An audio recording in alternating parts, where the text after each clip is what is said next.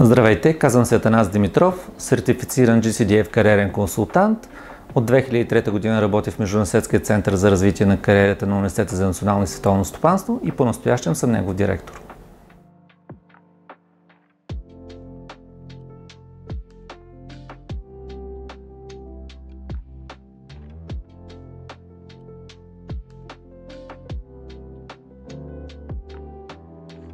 В България има много разпространени митове, като според мен най-разпространени учи мама за да не работиш, че всичко става с връзки и всичко от този вид, които са наслагвани далеч назад във времето и съответно са оказали своето отражение в избора на дадено поприще за развитие на младите хора.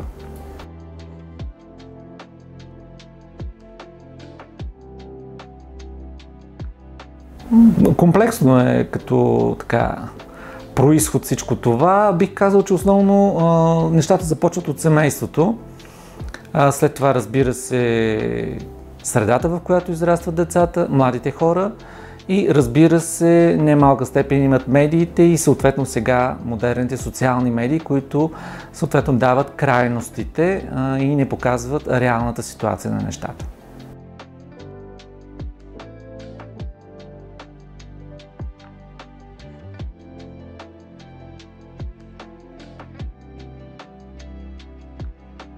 Митовете могат да бъдат вредни до толкова, доколкото ако един човек е пасивен, да стане още по-пасивен, а този, който е проактивен, който се стреми да надскача себе си и да се развива, за него това не е проблем. Напротив, той ще докаже, че това не работи, но много хора могат в своето желание да са по-плахи, да са по-дистанцирани, да са по-обрани в своите действия, съответно да не предприемат дадена кариера, само защото съществува даден мит.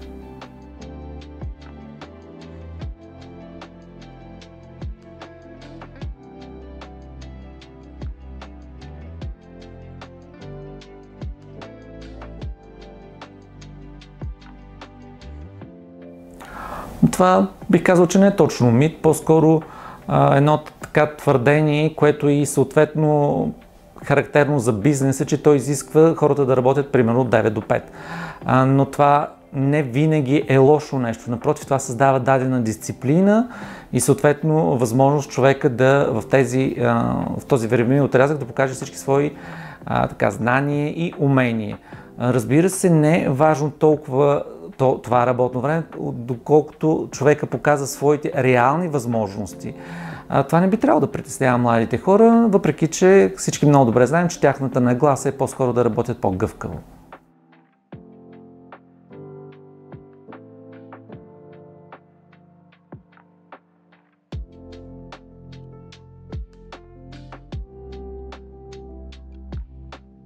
Не мисля, че са обезкуражени, но това са също митове, които са назад във времето, когато ние живеехме в едно общество, което беше доста по-затворено по отношение на творческите професии, т.е. те се реализираха в една по-малка територия, каквато е България, докато сега с развитието на всички дигитални канали един творец може да покаже своето творчество на много голям пазар, не само в Европейския съюз, а в целия свят. Това му дава възможност да разгърне своя талант. Аз бих посъветвал младите хора, които са творчески настроени, да опитват да намерят себе си, за да покажат това, което наистина могат. Да не се притесняват от всякакви такива наслагвани с времето митове.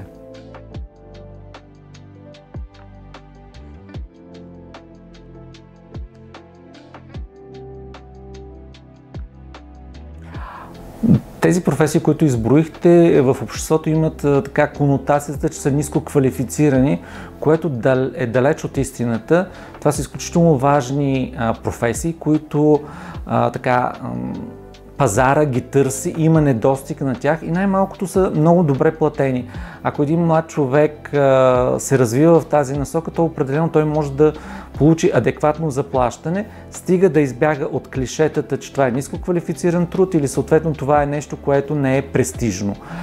Напротив, това са професии или занаяти, които дават една много добра възможност за себереализация и съответно за доходи, стига човек да иска да се развива в тях.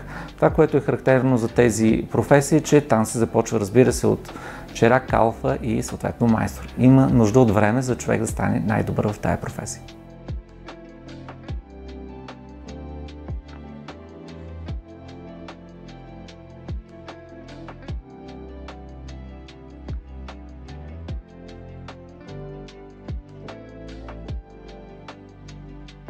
Това пак е възможност на дискусионен, ако мога да кажа този въпрос. Да, определено могат да се изкарват такива пари, но то трябва да мине време, за да могат те да се докажат в тази професия. Фрилансърството и разбира се всякакви предприемачески, стартъп идеи, те имат висок риск за неуспех и затова младият човек, който подхожда към тези професии или към тези дейности, трябва да е изключително добре подготвен, да знае всички рискове, всички опасности и за да може да получава нужните на него доходи, то трябва да мине известно време и съответно всичко това трябва да е подплатено с нужните знания и умения от негова страна.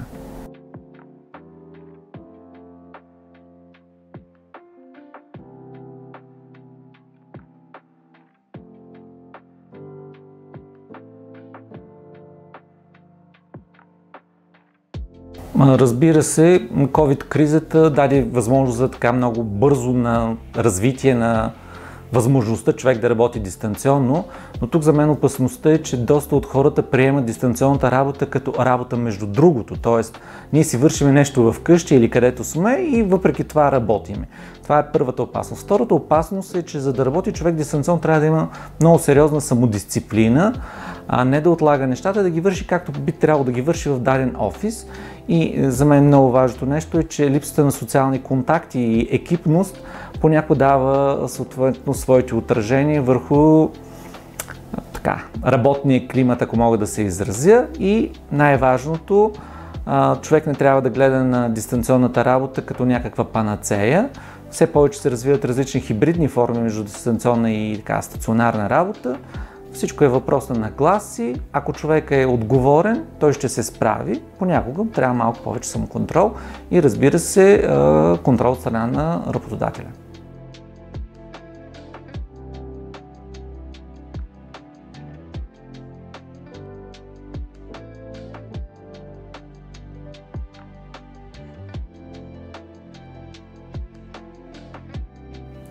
Ако подходим от етимологията на думата, освен че това е някакво древно сказание за някакви герои, което е буквално, то преносен смисъл на мит е измислица или неистина.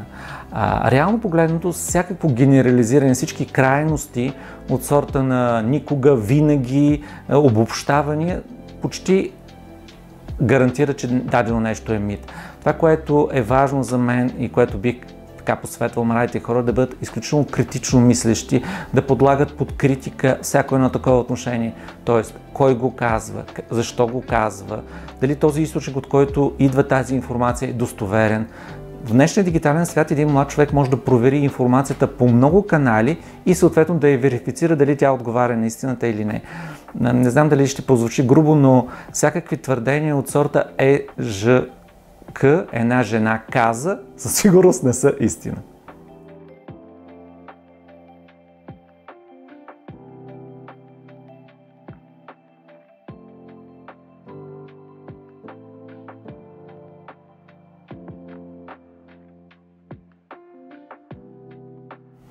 Идеалният профил също е мит. Няма такъв профил.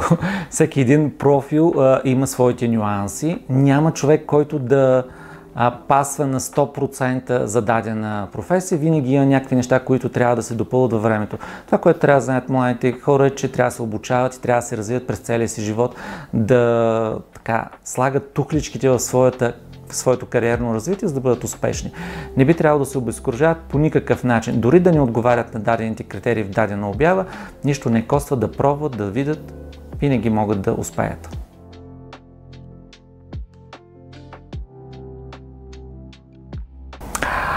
Това, което е важно, че кариерата не е спринт, тя е един маратон.